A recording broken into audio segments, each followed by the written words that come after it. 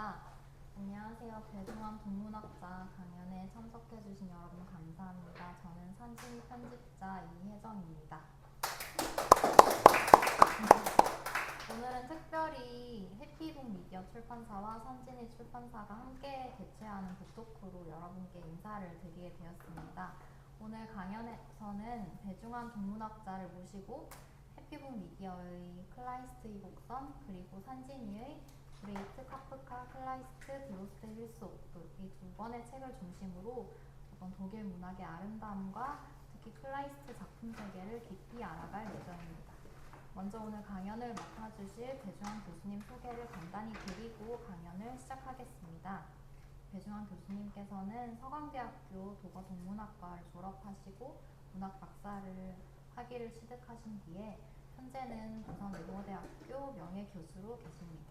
그리고 미하엘 콜린스, 칠레의 지진, 하일브론의 캐트햄과 같은 클라이스트 작품 다수를 번역하시면서 활발한 번역 작업도 이어오고 계십니다. 그럼 오늘 강연을 진행해 주실 배종환 선생님을 박수로 맞이해 주시기를 바랍니다.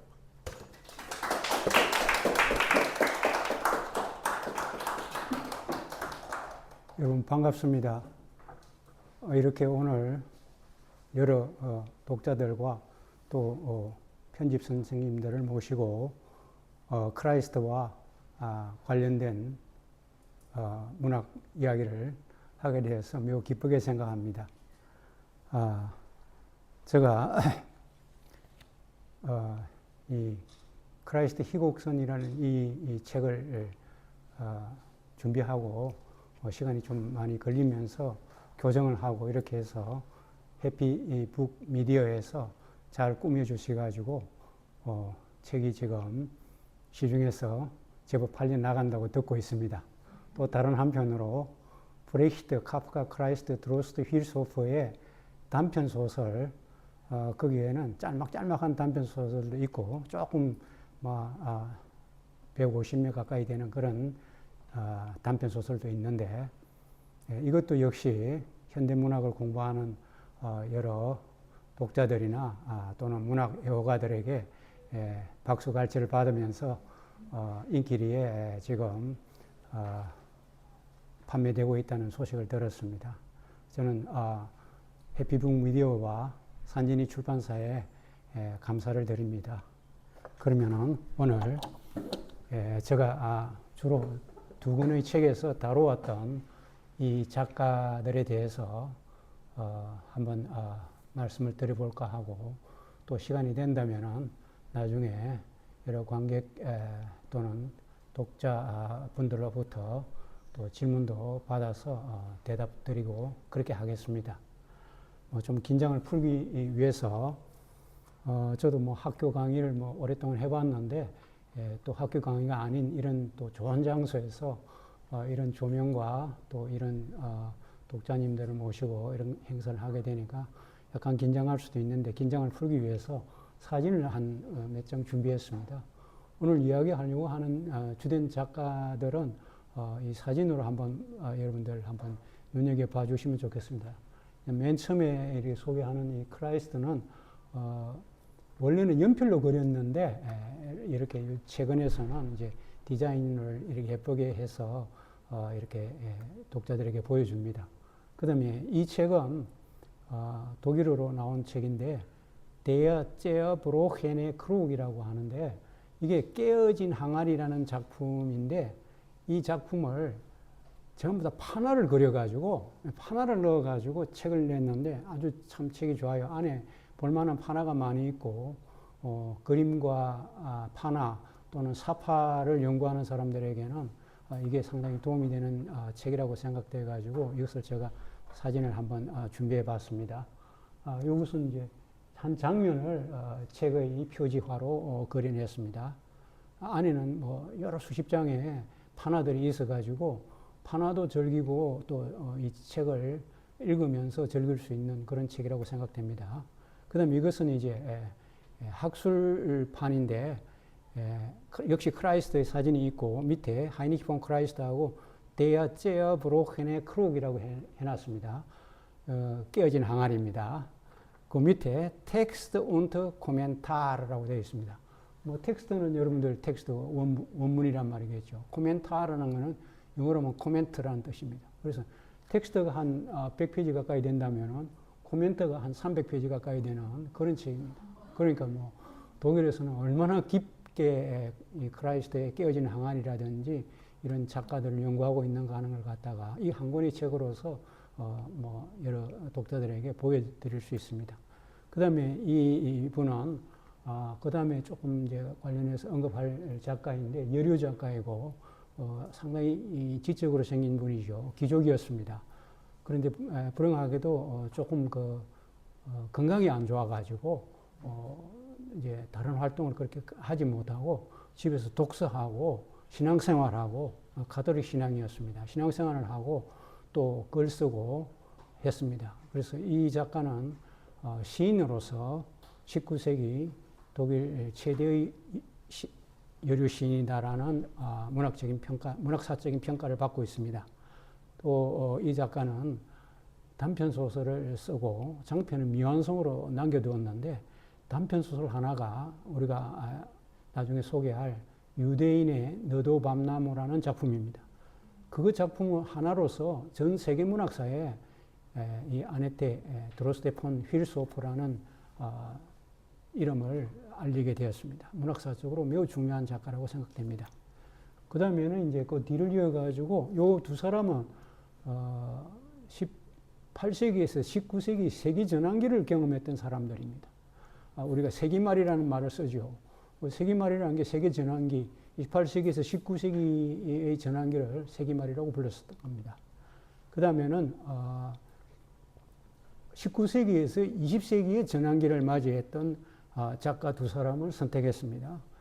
여기서는 단편 소설로서 이제 이름이 있는 카프카와 그다음 카프카 이렇게 아주 예리하고 또 지성적으로 생겼습니다. 카프카라는 이름은 체코어로는 까마귀라는 뜻이었다고 합니다. 까마귀라는 새의 이름이었는데 그게 또 카프카라는 이름이 아주 좋아가지고 이렇게 이름까지 붙이는 걸 보면은 이 음성학적으로 카프카라는 이름이 참 좋아요. 세자가 카프카 앞으로 읽어도 카프카고 뒤로 읽어도 카프카예요. 그래서 이 작가의 이름을 가지고 이렇게 여러 가지 또 재미있는 이 글자를 뭐라고 그럽니까? 그런 무슨 문자로 이렇게 해서 이렇게 소개하기도 하고 그러는데 어쨌든 카프카라는 이 이름은 체코 까마귀라는 단어에서 카프카가 나왔고 이름으로서도 유명하고 또 그 음성으로도 카프카 이렇게 들어보면은 굉장히 그 음성이 맑고 좋습니다. 그 다음에 이 사람은 그 여권 사진에 찍었던 사진인 모양인데 보다시피 상당히 그 지성적으로 생기고 예리하게 보이는 사람이었죠. 그 다음에 이제 카프카의 이 그 서명입니다. 어느 신문에 그 서명이라든지 이 글씨체를 판독하는 사람들이 글을 쓴 걸 보면은 그 신문에는 기사가 있었는데 굉장히 이 서명이 힘있고 또 강렬한 그런 서명이다라는 해설을 제가 읽은 적이 있습니다. 그것은 제가 날짜까지 어디 메모해 놨는데 오늘은 잊어버렸습니다. 그 다음에는 이제 이 작가는 브레히트라는 20세기에 전 세계적으로 가장 유명한 극작가이고 또 동시에 서정시인이고 또 소설가였습니다.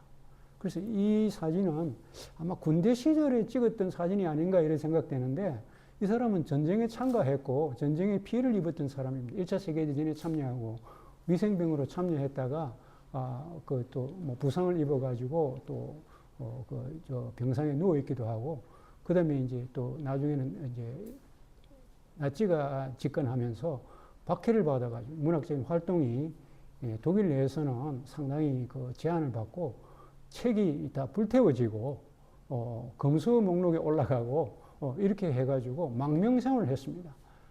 스웨덴이라든지 뭐 덴마크를 거쳐가 노르웨이 북부를 거쳐가지고 나중에 미국까지 가서 또 망명생활을 했는데 이 사람은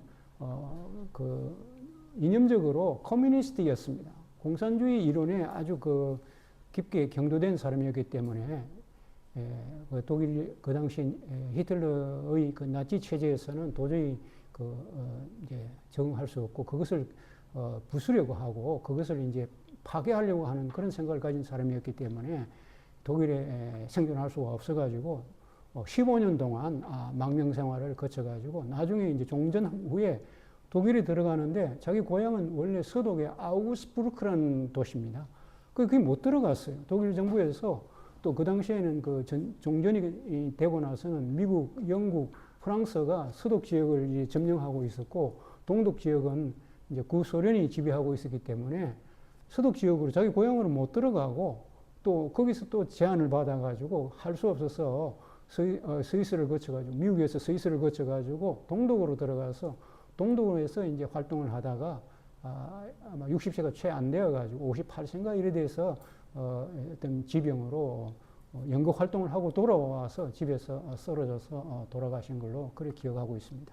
어쨌든 뭐 20세기 연극계에서 있어서는 이 브렉시트를 능가하는 극작가는 없는 걸로 알고 있습니다. 동방 지역 그러니까 서방 지역에서 또는 동방 지역에서 다시 말해서 공산주의를 신봉하는 사회주의 국가에서도 이 브렉시트를 굉장한 작가로 치고 최근에 들어와서는 서방 세계 미국을 비롯하여 프랑스, 독일, 영국 뭐 이런 서방 세계에서 또는 아시아 지역에서 일본이나 한국, 뭐 중국 같은 나라에서도 이 브렉시트를 굉장히 높은 작가로 평가하고 있습니다. 미국에서도 미국의 망명 생활을 얼마 했는데 미국에서도 FBI의 그 감시를 받았습니다. 그런 정도로 작품 그 활동을 하는 데 있어서 많은 그 어려움이 있었던 그런 생활을 했던 작가인데 죽고 나서 점점 더 유명해지고 오늘날 이 브렉시트를 가리켜서 현대의 셰익스피어다 이렇게 부르고 있습니다. 극작에 있어서는 시대가 흘러가면서 앞으로 셰익스피어를 능가하는 작가가 되지 않을까 조심스럽게 그렇게 전망도 해봅니다. 왜 그러냐 하면은 셰익스피어는 고전적인 극 이론을 가지고 그의 비극이나 희극에서 성공한 작가였습니다. 그런데 이 브렉시트는 고전적인 극 이론을 완전히 뒤엎는 새로운 극 이론을 이 사람이 혼자서 창출했습니다. 그 이론이 뭐냐 하면은 우리에게 알려져 있는 서사극 이론입니다. 서사극이란 이론은 간단히 설명을 한다면은 고전극 이론하고는 정반대되는데 고전극 이론이 관객이 무대에서 상연되는 연극에 몰입되어서 배우나 또는 주인공의 감정을 동일시하는 그런 효과를 내도록 연극을 연출하는 것이 고전극 이론의 핵심이었습니다. 지금까지 서양의 히랍극으로부터 셰익스피어 이후까지도 쭉 그렇게 왔습니다. 18세기까지 뭐 19세기 초반까지도 그런 극 이론이 지배적이었습니다. 물론 조금씩 다른 극 이론을 가지고 극 이론에 대항하거나 또 맞서는 그런 극 이론을 발표한 사람도 있었지만 그러나 빛을 보지 못했습니다. 그런데 20세기 들어와서 이 브렉시트는 서사극 이론을 가지고 고전극 이론하고는 전혀 반대되는 극 이론을 가지고 관객들을 사로잡고 어떤 사회 비판을 하고 체제 비판을 해 나갔던 사람입니다. 간단히 말씀드린다면 관객은 무대에서 상연되는 연극과 거리를 둔다는 말입니다. 거리. 영어로 하면 디스턴스죠. 독일어로 하면 디스탄츠라는데 관객이 몰입하지 않고 거리감을 가지고 왜 저런 연극이 무대에서 상연되어야만 하느냐, 왜 주인공은 저런 비참한 생활을 해야만 하는가를 비판적으로 생각하도록 관객이나 독자로 하여금 사고하고 비판하고 대안을 찾도록 생각하는 그런 새로운 극 이론을 가지고 그의 전 연극에 그것을 도입했고 경우에 따라서는 뭐 시에서도 그런 이론을 뒷받침하는 시를 쓰기도 하고 또 소설에서도 그 비슷한 작품을 쓰기도 했습니다. 그래서 아마 앞으로 세기가 점점 더 길어지면서 21세기 후반을 가고 22세기 뭐 이렇게 가면서 정말 이 브렉시트는 새로이 허접해서 연구하고 또 이 이론을 또 다르게 또 적용하기도 하고 또 독자나 관객들이 브렉시트가 제시하는 그런 어떤 세계상을 좀 깊이 생각해 봐야 할 그런 것이라고 생각합니다. 길게 이야기는 못 하겠습니다만은 브렉시트는 어쨌든 20세기의 셰익스피어다.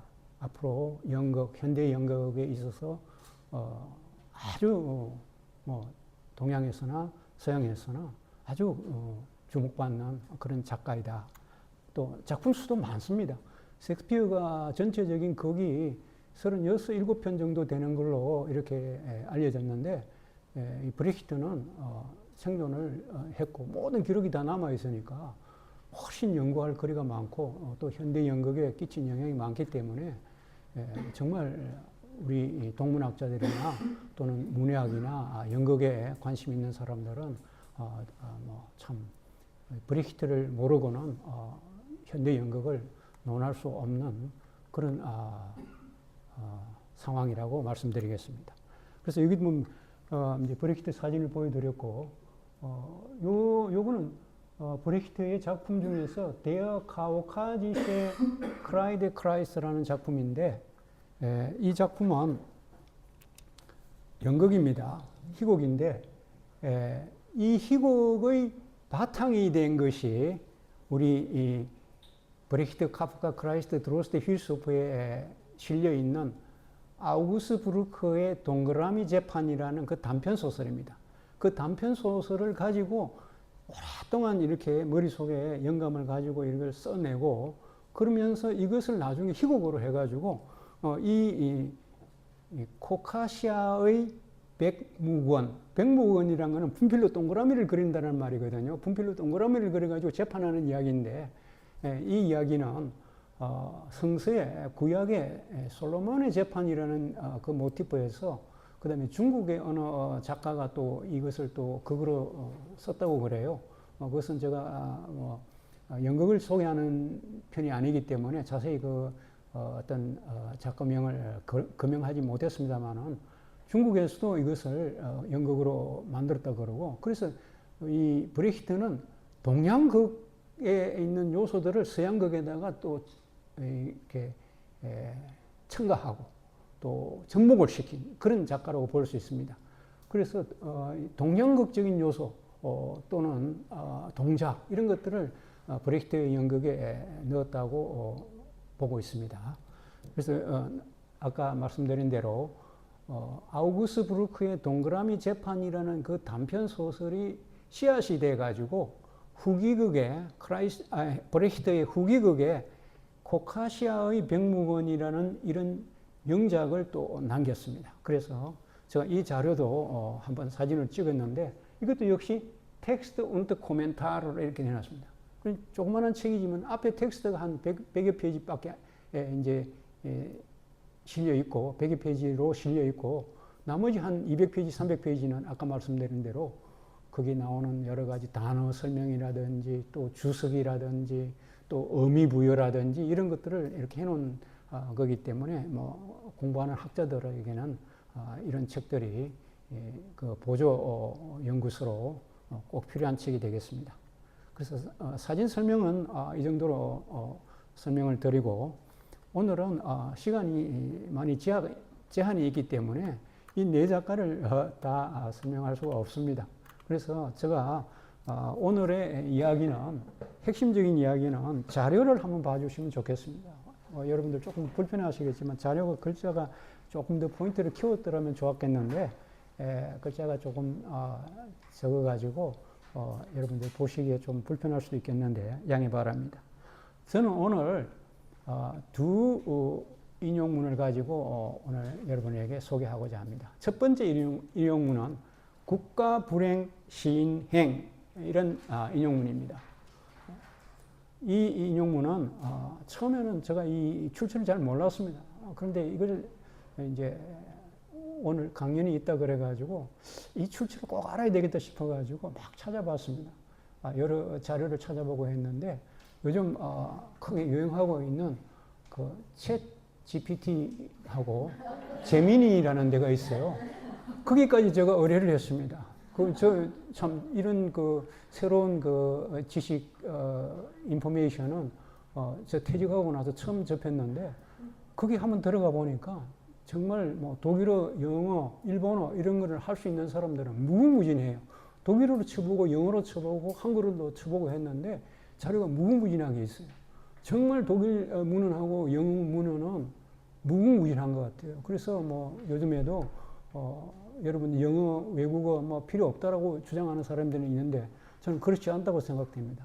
AI 시대일수록 더욱더 영어나 예를 든다면은 주요 외국어, 뭐 독일어, 뭐 일본어, 중국어 이런 것을 한다면은 그 넓은 정보의 세계를 그대로 다 우리가 접할 수 있고 또 기쁘게 획득할 수 있다고 생각합니다. 거의 무료로 획득할 수 있다고 생각합니다. 그래서 거기서 찾았더니 청나라의 역사가 조익이라는 선생님이 이 말을 썼다고 그래요. 국가 불행 시인행. 자, 여러분들 한번 따라해 봅시다. 국가 불행 시인행. 국가 불행 시인행. 아주 감사합니다. 나라가 불행하면은 그런 어떤 소용돌이 속에서는 시인은 행복하다. 시인이 행복할 리가 없습니다. 빵을 잘 먹고 배부르게 뭐 잠자고 그렇게 하는 게 아닙니다. 시인은 그 많은 어떤 소용돌이의 어려움 속에서 일어나고 있는 일들을 예리한 촉수로서 그것을 기록하고 그것을 시로 쓰고 그것을 소설로 쓰고 그것을 희곡으로 써서 남기기에 좋은 자료들이 있다는 이 말입니다. 그래서 보면은 중국의 시인 두보 어려운 시기를 살았다고 그러죠. 뭐 알록산의 난 때 살았던 사람이고 두보도 굉장히 가난했고 그런데 그 어려운 시기를 경험하면서 좋은 시를 썼다고 그러죠. 근데 두보를 가리켜서 평론가들이 국가 불행할 때 시인은 행복한 하나의 예를 들기도 했습니다. 근데 저는 조금 전에 언급했던 이 네 작가들은 다 국가가 불행할 때 정말 감수성이 예민한 그런 어떤 문학적인 시각으로서 그 어려운 상황들을 문학에 녹여냈던 그런 작가들이라고 생각하고 그래서 오늘의 화두를 국가 불행 시인행으로 이끌어 나가고 마지막에 이제 결론적인 것은 나중에 조금 있다가 또 설명드리겠습니다. 오늘 이야기할 거리가 좀 있는데 깨어진 항아리 우리가 한번 언급해 보면 깨어진 항아리는 크라이스트 희곡선의 맨 첫 작품으로 실려 있는데 이 작품은 독일 문학사에서 상당히 중요한 작품입니다. 독일에서는 희극보다는 비극이 많습니다. 왜냐하면 독일 사람들은 어떻게 된 성향인지 서양 문학에서는 희극보다는 비극이 많죠. 소포크레스 이후에 서양 문학의 그 주된 주류는 극이었습니다. 드라마였습니다. 그러다가 물론 그 당시에 히랍 시대의 드라마는 다 시로 되어 있습니다. 시극이었습니다. 그러다가 이제 이것이 셰익스피어를 거치고 또 다른 많은 작가들을 거치면서 19세기 들어오면은 시로서 드라마를 쓰는 것이 어렵다고 생각돼가지고 산문으로 쓰기 시작했어요. 그래서 드라마 속에 이제 산문이 들어가기 시작했습니다. 시와 산문이 섞여서 있습니다.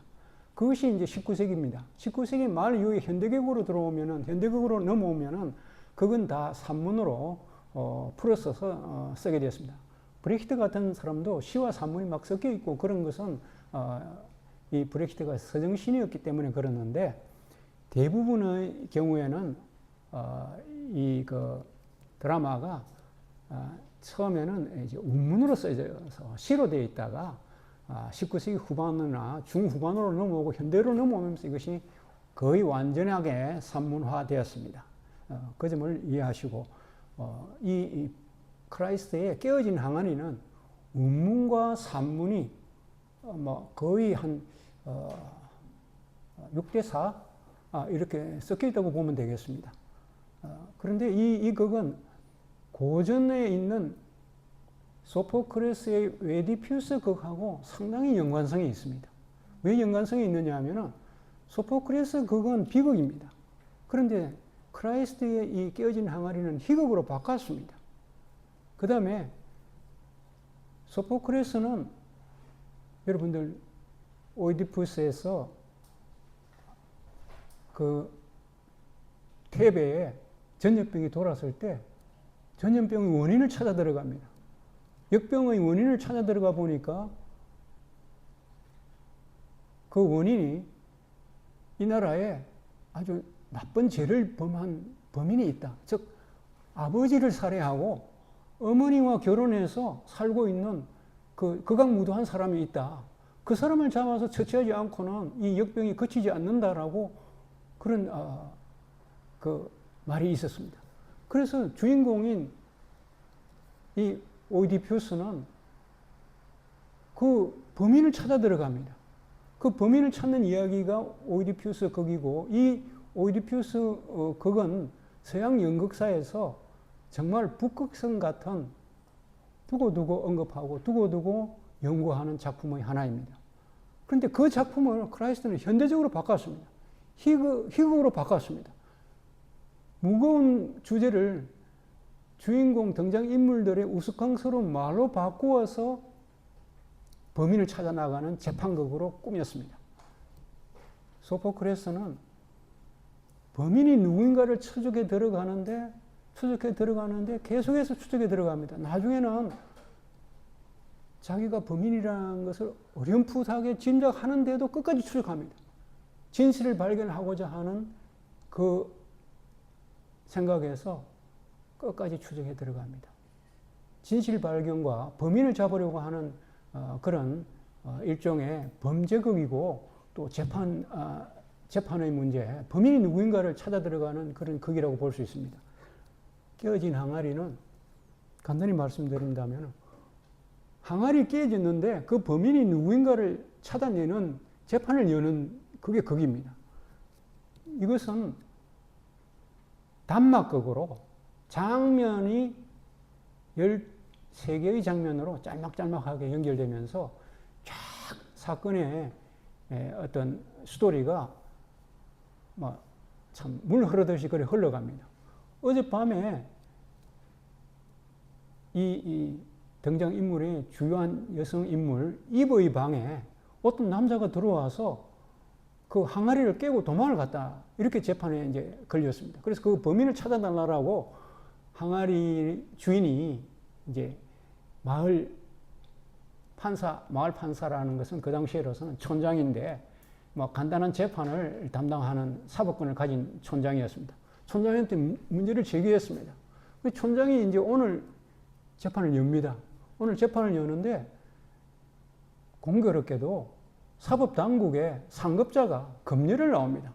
이 재판을 제대로 하는지, 재판소의 서류가 제대로 이렇게 갖춰져 있는지, 또는 절차를 잘 지키고 있는지를 감시하기 위해서 그 재판에 함께 자리하고 있습니다. 그래서 이제 이 마을 판사는 촌장인데, 촌장이 재판을 진행합니다. 촌장이 지금 머리에 상처가 나 있고 다리를 다쳐 있고, 그래서 재판을 지금 회피하려고 하는데 회피할 수가 없습니다. 우리 서기가 있고, 그 다음에 이제 재판 당사자들이 나와서 재판하는데, 이 마을 촌장은 재판을 자꾸 덮으려고 합니다. 재판을 질질 끌고 재판을 하지 않으려고 합니다. 그런데 항아리를 깬 그 주인은 항아리를 깬 범인을 찾아달라고 막 화를 내면서 그 범인으로 지목하는 게 누구냐 하면은 자기 딸의 약혼 남자인 예비사이를 항아리 깬 범인으로 지목해서 고소했습니다. 그러니까 그 딸의 약혼 남은 정말 아닌 밤중에 홍두깨 격으로 자기는 항아리를 깨지는 않았는데 이 항아리 깬 범인으로 예비 장모한테서 의심을 받아서 재판이 회부되었습니다. 그래서 이 사람도 화가 나 있습니다. 그 다음에 이 사람의 아버지도 화가 나 있습니다. 그래서 다 화가 나 있는 상태에서 지금 재판을 진행하는데, 마을 판사 촌장은 이 재판을 진행할수록 점점 더 어려워집니다. 그래서 자기 자신의 죄를 재판하는 재판관이 되어 있습니다. 아까 오이디푸스가 아버지를 살해하고 어머니와 결혼해서 사는 나쁜 범인이 누구인가를 추적에 들어가는 과정이 오이디푸스 극이라고 그랬습니다. 이것을 현대적으로 바꿔놨습니다. 성격극으로 바꿨습니다. 그래서 이 크라이스트는 깨어진 항아리에서 등장인물들의 성격 묘사가 아주 잘 되어 있고 언어극입니다. 그리고 말하는 재치, 말 꼬투리를 잡아가지고 자꾸 이 판사 촌장은 회피하려고 합니다. 말 꼬투리를 잡아가지고 자꾸 이 재판을 안 하려고 하고 재판을 중단시키고 휴식 시간을 길게 가지려고 하고 재판을 지연시킵니다. 그러나 발터라는 이 사법 감독관은 다시 말해서 이 사법 제도를 감찰하러 온 이 고문관은 그것을 엄하게 지켜보고 있습니다. 그런데 재판을 얼토당도 않게 이 마을 촌장은 항아리 깬 범인으로서 아까 딸의 약혼 남에게 뒤집어 씌웁니다. 그 중간에 좀 복잡한 과정이 있습니다만은 그것은 어떤 그 항아리에 새겨져 있는 무늬의 역사적인 이야기가 상당히 길게 나오고 그래서 그게 또 어떤 부분에서는 좀 긴 장으로 처리되어 있고 이랬습니다. 그래서 그런 것을 좀 생략하고 간단히 말씀드린다면은 항아리 깬 범인으로서 약혼남을 지목을 해가지고 그에게 죄를 덮어 씌워가지고 감옥에 넣는 그런 어떤 얼토당토 않는 판결을 내립니다. 그러니까 약혼녀로서는 약혼 남자를 감옥에 잃게 되는 그런 위기에 처하게 되었고 또 집에 항아리가 끼어져 가지고 어머니로서는 또 어머니가 딸을 의심하는 그런 상황이 생기고 그러니까 이 딸은 진실을 폭로하지 않을 수 없게 됐습니다. 그래서 맨 마지막에 이제 이 그게 끝날 때쯤에 가 보면은 이 처녀가 어떻게 해서 입을 다물게 되었는가 하는 것을 이야기하게 되는데 입을 다물게 된 것은 이 처녀는 처녀 나름대로 또 약혼남을 군대에서 빼주겠다라고 하는 마을 촌장의 거짓말에 속아 넘어갔다라는 것을 알게 됩니다. 그래서 거기서 또 한 번 진실이 발견됩니다.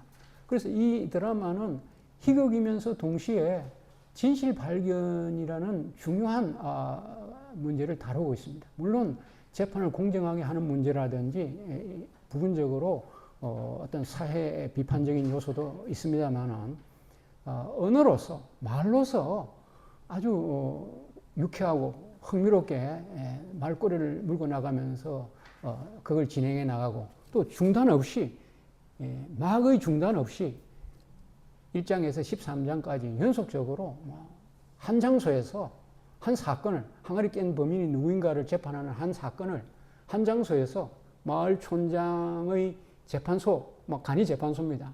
간단히 말씀드린다면 거기서 피고와 원고가 주장이 서로 다르고 또 사법 고문관이 와서 그 현장에서 재판 제도를 감찰하고 있고 그래서 이 마을 판소로서는 궁지에 몰려가지고 도망가지도 못하고 또 이 재판을 중단하지도 못하고 화해시키지도 못하고 이렇게 해서 어쩔 수 없어서 판결을 내렸는데 약혼 남자에게 징역형을 내리는 얼토당토 않는 판결을 내리자 그 약혼녀가 진실을 밝히는 그런 이야기입니다. 그리고 또 약혼녀가 지금까지 몰랐던 사실, 즉 판사가 자기에게 유혹의 손길을 내밀었는데 약혼남을 징병해서 빼주겠다. 징병을 당하면 어디로 가느냐 하면은 그 당시에 네덜란드가 인도네시아에 식민지를 두고 있었는데 징병 당하는 그 장정은 군에 입대해가지고 훈련을 마치고 나서 인도네시아로 가게 되는데 인도네시아에 가게 되면은 3명 중에 1명만 살아온다. 이렇게 겁을 주면서 내가 네 약혼 남자를 징병해서 빼줄 테니까 이런 서류를 꾸며야 된다면서 서류 꾸민다는 핑계로 밤에 늦게 이브의 방에 들어갔는데 때마침 이브와 그 처녀와 언혼할 사항이 생긴 약혼남이 우연히 약혼녀의 집으로 이제 가다가 이상한 소리를 듣고 방으로 뛰쳐 들어가서 보니까 어떤 외간 남자가 도망을 가고 그때 항아리가 깨어졌다라는 사실을 알게 되고 범인을 잡으려고 하는데 범인은 머리를 집어가지고 집어 던져서 또 이 약혼 남의 눈에 들어가게 해가지고 범인을 찾지 못하게 하고 이런 여러 가지 그 사건들이 얽혀 있고 그것이 지난 밤에 일어났던 일이었습니다. 그런데 그것이 처음보다 오늘 다시 한 번 더 이렇게 이 재판정에서 언급되면서 그것이 밝혀지는 이야기입니다. 깨어진 항아리 이야기 하나만 하는데도 이렇게 시간이 걸렸는데 여기 사실은 뭐 좀 자료를 많이 제가 찾아보고 또 이 책 속에 넣어놓은 작품들을 조금씩 언급하려고 생각했는데 도무지 시간이 안 되겠고 여러분들은 조금 이제 확 줄여가지고 많이 줄이겠습니다. 오늘은 제가 말씀드리려고 하는 것은 아까 깨어진 항아리를 가지고 이야기할 때 범인을 찾아나가는 이야기, 진실 발견의 이야기가 중요하다라고 이야기했습니다. 그래서 문학에서 진실 발견을 하기 위한 노력을 한 여러 작가들이 있는데 그 중에서 저는 관심 있게 봤던 작가가 이 크라이스트하고 카프카입니다. 가장 관심 있게 봤던 작가가 크라이스트하고 카프카인데 카프카는 자신은 크라이스트를 굉장히 숭배를 했습니다. 크라이스트의 단편소설 미카엘 코라스하고 오후작 부인하고 또 그의 짧은 산문들을 미카엘 코라스는 10번 읽었다 그러고 자기 잠자리에 머리맡에 두고 읽었다라고 아는 사람한테 편지를 그렇게 보냈습니다. 그리고 미카엘 코라스를 읽고 나서 자기가 한 말은 미카엘 코라스가 내 머리를 풍선으로 만든다. 조금 그 원문대로 이야기하면은 옛날에는 이 축구할 때 공이 없었기 때문에 시골에서 돼지 잡으면은 돼지 오줌통이 있어요. 돼지 오줌통을 가지고 풍선을 만들어 가지고 그 발로 차고 그랬어요. 그게 공이었습니다. 그래서 카프카 시대에 아마 공이 없어 가지고 돼지 오줌통으로 공을 만들어가 찼던 것 같아요. 그래서 카프카의 원문에 의하면은 크라이스트의 미하엘 코라스가 내 머리를 돼지 오줌통처럼 만들고 있다. 다시 말해서 풍선처럼 부풀리게 하고 있다. 이렇게 표현했습니다. 그 다음에 크라이스트를 존경하는 의미에서 여러분들 그 자료 화면에 어떤 맨 뒤에서 두 번째 줄에 한번 두 번째 장을 한번 보시겠습니다. 두 번째 장인가? 예, 두 번째 장이네요. 17쪽입니다. 17쪽에 크게 읽을 필요는 없고 맨 위에 보면은 크라이스트의 일화집에 대하여 1911년에 프란츠 카프카가 쓴 글입니다. 이것은 크라이스트가 서거한 지 100년이 되는 해입니다. 1911년은. 크라이스트라는 작가는 살아있을 동안에는 전혀 인정을 받지 못한 작가였는데 사후 100년이 지나면서 위대한 작가의 한 사람으로 자리매김을 하게 되었습니다. 그래서 크라이스트 르네상스는 20세기에 들어와서 20세기 초 1920년대에 그때 시작되었고 60년대, 70년대를 거치면서 크라이스트는 가장 주목받는 작가 중에 하나이고 또 문학사적으로 크라이스트는 크라이스트 상이 있습니다. 문학상이 있습니다. 굉장히 유명한 상입니다. 독일에서 크라이스트 문학상하고 또 하나의 문학상이 있는데 뷔히너 문학상이 있습니다. 뷔히너는 29살의 나이로 세상을 떠난 사람입니다. 천재적인 작가입니다. 그 두 사람의 이름을 따서 크라이스트 문학상, 뷔히너 문학상이 있는데 다 유명한 상이 되어 있습니다. 그런데 나중에 말씀드리겠습니다만 브레히트가 1922년에 크라이스트 문학상을 받았습니다. 그렇게 해서 그렇기 때문에 저는 브레히트까지도 더 넓게는 크라이스트, 카프카, 브레히트가 하나의 문학의 맥을 이루고 있다고 생각합니다. 그래서 어떤 제목으로서 제가 국가 불행 시인행이라는 그 말을 인용을 했고 이 사람들이 노력하고 있는 것이 진실 발견을 위한 글쓰기였습니다. 즉 진실은 어떻게 발견되느냐 간단히 말씀드린다면 진실은 진실로서 발견하기가 쉽지 않습니다. 거짓과 진실을 구분하는 것이 굉장히 어렵습니다. 그래서 카프카의 말을 빈다면 허위를 가지고 진실을 깨부수어야 된다 그랬습니다. 허위의 이야기를 가지고 진실을 찾아 들어가야 된다고 그랬습니다. 굉장히 좀 의미 깊은 말인데 그것은 우리가 소설이라든지 희곡이라든지 이런 것들은 전부 다 거짓말 이야기입니다. 거짓말 이야기를 가지고 결론에 들어가면은 우리 인간이 찾아와야 할 진실, 우리가 규명해야 할 어떤 새로운 존재의 어떤 양상을 그려내는 것이 문학이 향하고 있는 목표점이 아니겠습니까? 크게 봐서는 그렇게 볼 수 있어요. 그래서 저는 독일 문학을 공부하면서 문학은 진실을 향한 탐험 여행이다라고 말한 문학은 진실을 찾아나가는 과정이다라고 하는 카프카의 말에 깊이 감동을 받았습니다. 그래서 그 말을 오늘 사실상 저의 그 이야기의 마지막 어떤 마무리 말로 삼으려고 합니다. 저는 이 네 작가를 공부하면서 느꼈는데 처음에는 제가 크라이스트를 한동안 읽었습니다. 그리고 또 카프카도 읽어봤습니다. 그런데 독일어 원문으로 공부를 하다 보면은 이 두 작가가 문체적으로 상당히 같다라는 것을 알 수 있고 특히 이 카프카는 크라이스트를 흠모했습니다. 그래서 어떤 소설은 제목까지도 카프카가 크라이스트를 모방하고 있는 제목을 다룬 게 있습니다. 크라이스트의 그 소설에 보면은 성녀 세실리아 또는 음악의 힘이라는 단편 소설이 있습니다. 그런데 카프카는 이 제목을 조금 자기 이 단편 소설에 여가수 요제피네 또는 지의 족속이라고 바꿔놨습니다. 쉽게 말해서 제목을 상당히 크라이스트적으로 붙여놨습니다. 그뿐만 아니라 크라이스트를 더 깊게 이렇게 들어가서 이렇게 읽어보면은 이것이 이어지는 바톤 터치가 카프카이구나 라는 것을 알게 되었습니다.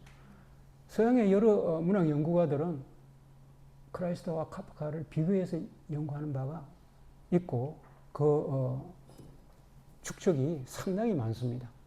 그래서 오늘 제가 그것을 다 소개할 수가 없게 되었고 시간적으로 여러분들에게 다 말씀 드릴 수 없게 됐는데 저는 아까 그 1911년에 프란츠 카프카가 크라이스트의 일화집이라는 책의 출간에 대해서 일종의 서평 또는 일종의 축하의 글을 쓴 것을 간단히 같이 한번 읽어볼까 생각합니다.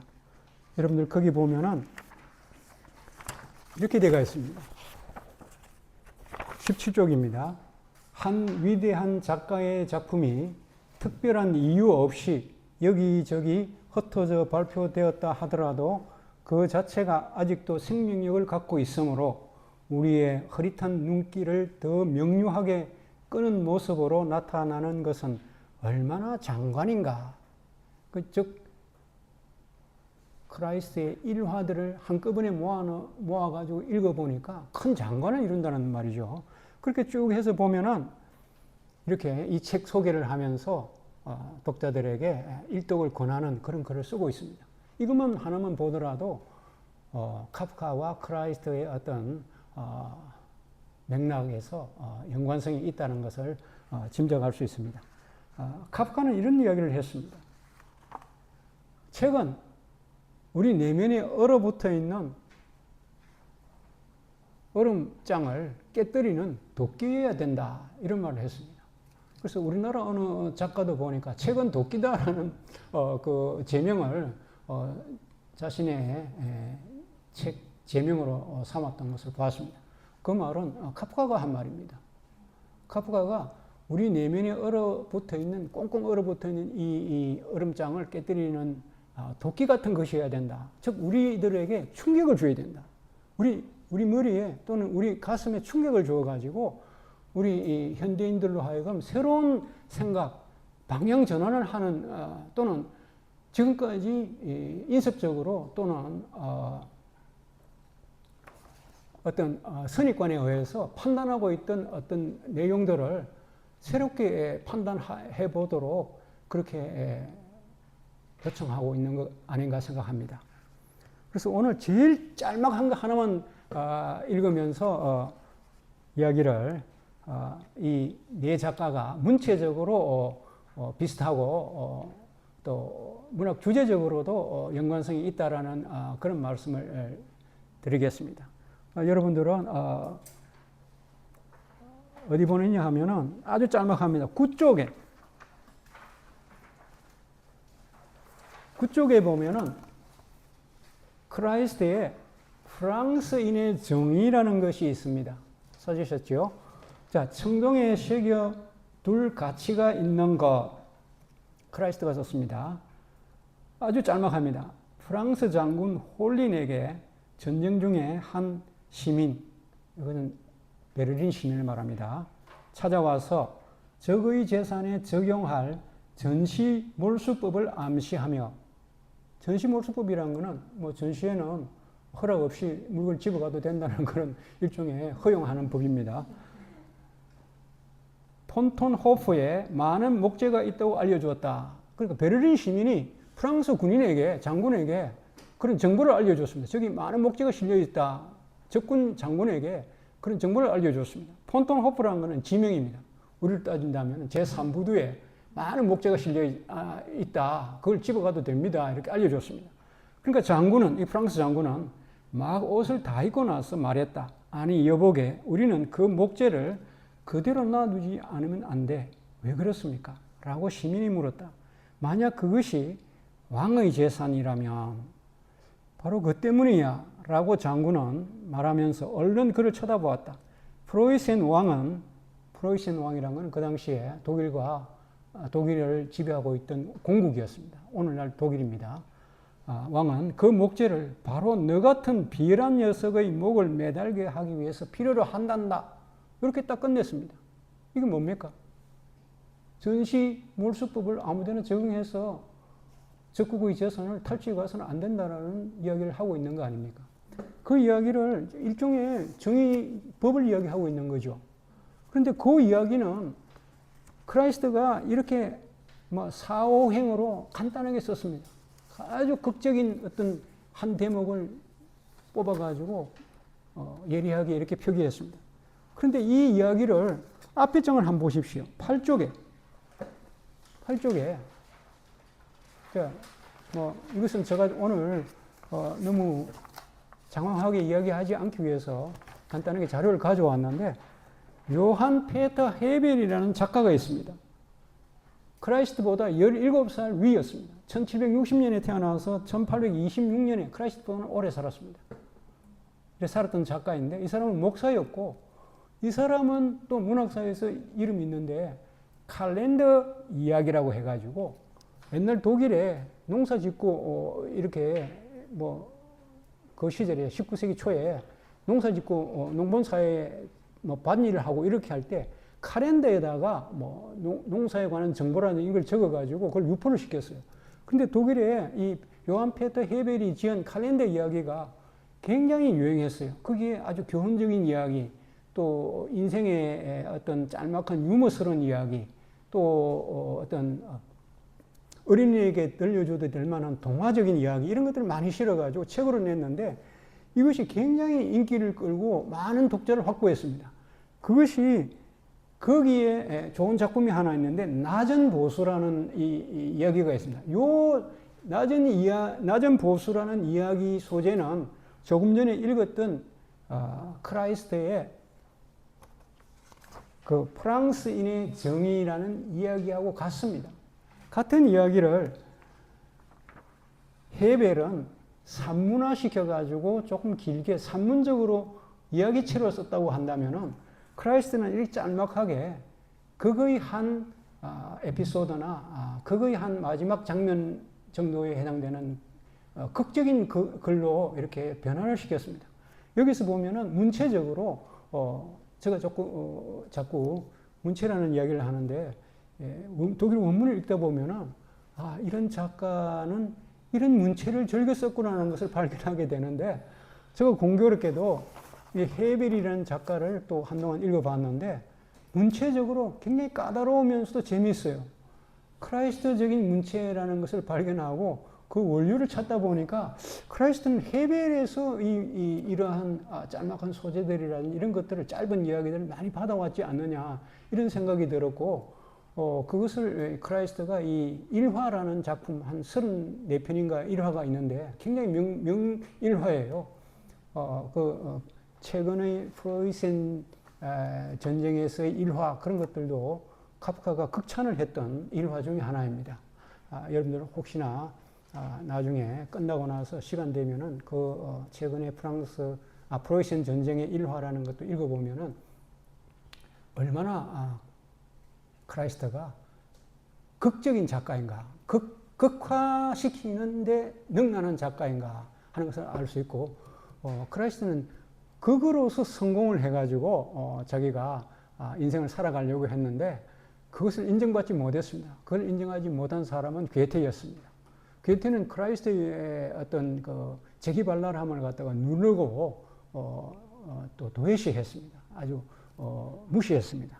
그래서 아주 간단하게 끝맺은 말씀을 드리면서 크라이스트와 괴테 관계가 아주 어긋나고 또 크라이스트는 괴테에게 좀 불만을 가졌습니다. 왜냐하면 크라이스트의 깨어진 항아리라는 작품을 괴테가 임의로 3막극으로 만들어가지고 상영을 해가지고 대실패했습니다.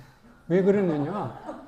그게 뭐 중간에 막을 나누다 보니까 단막극으로 샥 이렇게 한꺼번에 지나가야 될 사건의 진행이 막이 끊기게 되고 또 막이 끊기면서 거의 2번 동시에 연극을 상영했어요. 괴테가. 그러다 보니까 이 관객들이 긴장감이 떨어져가지고 그 크라이스트의 깨어진 항아리 상영할 때는 막 좀 어수선했던가 봐요. 그래서 거의 대실패로 끝났으니까 크라이스트는 괴테를 통해서 자기 이름을 더 알리고 싶어 하고 괴테로부터 칭찬받고 싶었는데 실패로 끝나서 정말 상처를 크게 입었습니다. 그런 것들이 막 자꾸 쌓여갔어요. 그러다가 나중에 크라이스트는 회심의 작품 하나 남겼어요. 맨 마지막에 여러분들. 최근에 더 행복한 베르테르라는 일화를 남겼어요. 이것은 바로 괴테의 젊은 베르테르의 슬픔이라는 대히트 소설, 독일 소설로서는 세계 문학사에 일종의 히트를 친 장편 소설인데, 거기에 이제 그 베르테르가 나중에 연애에 실패하고 여자가 준 권총을 받아가지고 자기가 자살하는 이야기로 끝나잖아요. 그래서 그 베르테르의 슬픔은 비극으로 끝납니다. 그런데 여러분들에게 오늘 소개한 최근에 더 행복한 베르테르라는 이 작품은 크라이스트가 괴테를 파로디하고 또 자신의 역량을 이렇게 짤막하면서 재치 있게 표현한 글이라고 생각합니다. 여러분들 오늘 두서없이 제가 너무 큰 범위 크라이스트의 희곡선이라는 작품에 실려있는 작품 3개, 그 다음에 브레히트 카프카 크라이스트 드로스트 힐소프라는 산진이 출판사에서 낸 책에 41편의 작품이 실려 있습니다. 그것을 짧은 시간 안에 이렇게 소개하기에는 좀 역부족이 있었는데 혹시나 여러분들 또 읽으시다가 질문사항이 있거나 자료가 필요하다고 하면은 제가 제공해서 보여드릴 용의가 있습니다.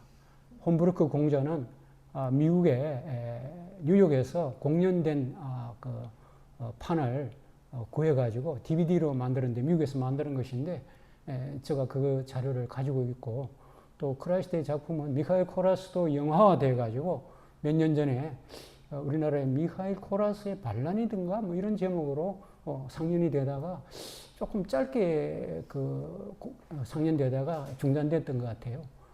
그리고 또 오후적 부인도 영화화 되어 있고 해서 크라이스트라는 이 작가는 현대의 독일 독자들에게, 독일어권 독자들에게 또 서양의 독자들에게는 아주 주목받는 작가라고 생각합니다. 오늘 크라이스트 소개로서 요 정도로서 끝맺음을 해야 되겠습니다. 아까는 국가 불행 시인행을 외쳤는데 마지막으로 여러분들 우리 관객들하고 같이 힘차게 문학은 한번 같이 외쳐봅시다. 문학은 언제나 진실의 탐구에 지나지 않아요. 프란츠 카프카가 그를 사랑하는 그를 또 존경하는 야누크라는 젊은 문학도에게 해준 말입니다. 대화를 했는데 그것이 또 기록으로 남아있기 때문에 크라이스트 연구자들에게는 야누흐와의 대화 또는 크라이스트와의 대화, 뭐 원래 원제목은 야누흐와의 대화라고 되어 있는데 사실은 그것은 크라이스트와 야누흐가 주고받은 대화입니다. 거기에 이 말이 나오기 때문에 그것을 그대로 인용했습니다. 여러분 감사합니다.